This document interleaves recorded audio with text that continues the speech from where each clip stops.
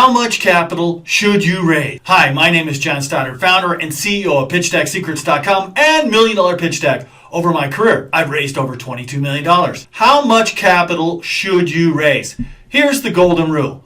You raise as much as possible while giving up as little as possible. Now that's easy to say, but it's hard to find that number because it's going to be very specific to the needs of your business. And every business is going to be different. Asking too much is going to raise eyebrows. Asking too little will get you a smirk. How much capital should you raise? It's like looking at it as a fulcrum. You have the entrepreneur on one side, and they're going to raise and keep as much as possible. They want a cushion where you're not feeling stressed every day.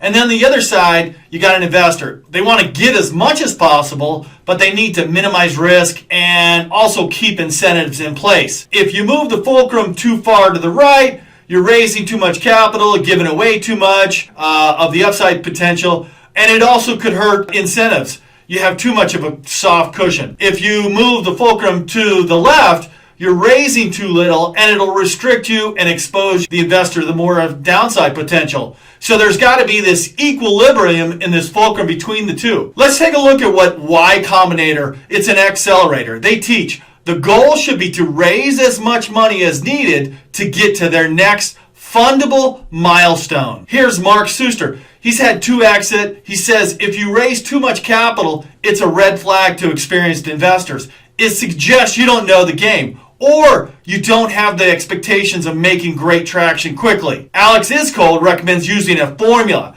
We need to achieve milestone X to get there. We need Y people and we need Z capital. We believe it will take us Y months to get there. Paul Graham believes if you offer the simple formula of multiplying the number of hires you want by 15,000 by 18 months. So there's many different forms to get there. I tell you, at TurboSquid, we took the Alex Iscold method. We estimated what it would cost to build and buy a platform for 3D assets.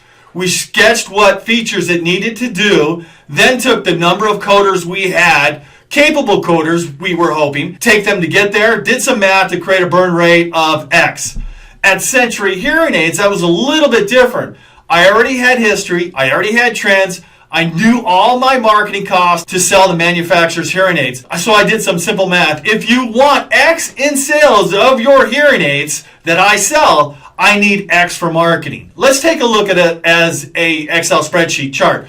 On one side, you have the entrepreneur. He's asking the question, how much am I willing to give up? And the investor, in turn, is asking the same type of question. How much do we need to mitigate risk? Then the entrepreneur asks, do I need it to build something, finish something, or ship something? And the investor asks, where are they in product development and when are they going to ship? The entrepreneur asks, what do I need it for? And the investor is going to ask, what are they going to use our money for? And the entrepreneur is going to also ask, what is our business model? And the investor is going to ask, what's their business model? Because they see these business models in retail business, SaaS business, distribution business, production business, B2B, B2C, all going to be different. The entrepreneur also asks, how much do we need to build real value? And in turn, the investor is going to ask, how much do we need to increase the valuation? The entrepreneur is also going to ask, what is our next milestone? The investor will ask, what are their milestones and what are those dates? In a nutshell, no investor wants to fund your burn rate. No one wants to help you make acquisitions. No one is going to give you a comfy cushion where you're past 24 months or 36 months, where you go buy soft landing pillows in case something goes south. But they will fund a company to a next milestone. Look at it as a horse track on a short course. 1 lap around. They are betting money on horses. Say you're number 4 horse and say, look, I'm going to put $100,000 or $1 million on this horse to see what it does this race.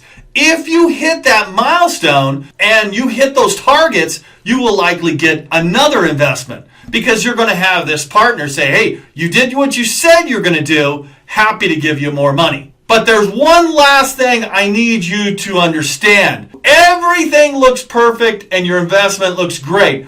If you only get one investor at the table, it's all going to come down to how much is the investor offering. Because it's only worth what someone is going to pay for it. You need help raising capital? Take a shortcut. Get my free training at milliondollarpitchdeck.com or my free book at pitchdecksecrets.com. Thanks and cheers.